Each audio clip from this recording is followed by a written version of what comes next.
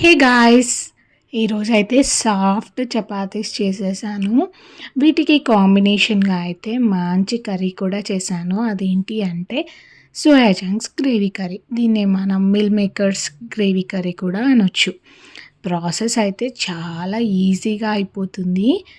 ఇంకా టేస్ట్ కూడా చాలా బావుంటుంది. నేనైతే ఈ స్టైల్‌లో చేస్తాను. ఒక్కొక్కరికి ఒక్కో స్టైల్ ఉంటుంది గ్రేవీ కర్రీస్‌లో. నాదైతే ఈ స్టైల్ అనమాట.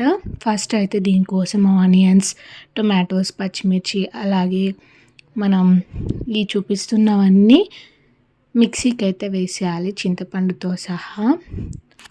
జీడిపప్పులు కూడా వేస్తాం కాబట్టి చాలా టేస్టీగా ఉంటుంది.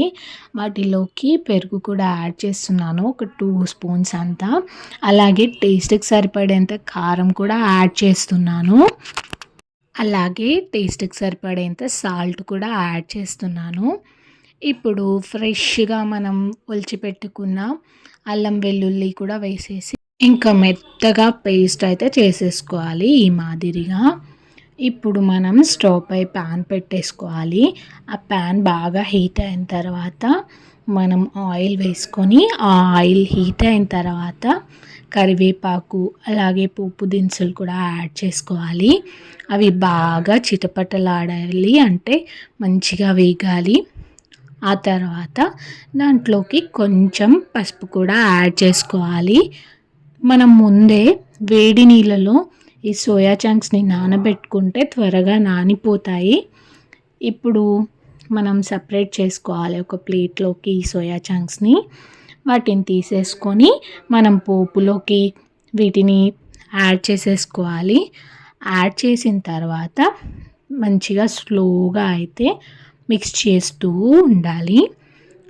మిక్స్ చేసిన తర్వాత వాటికి పూర్తిగా పోపు అనేది పట్టేసిన తర్వాత ఇప్పుడు మనం ముందైతే రెడీ చేసి పెట్టుకున్న మెత్తని పేస్ట్ ఏదైతే ఉందో దాన్ని కూడా యాడ్ చేసేయాలి. మంచిగా కలిపేసుకోవాలి.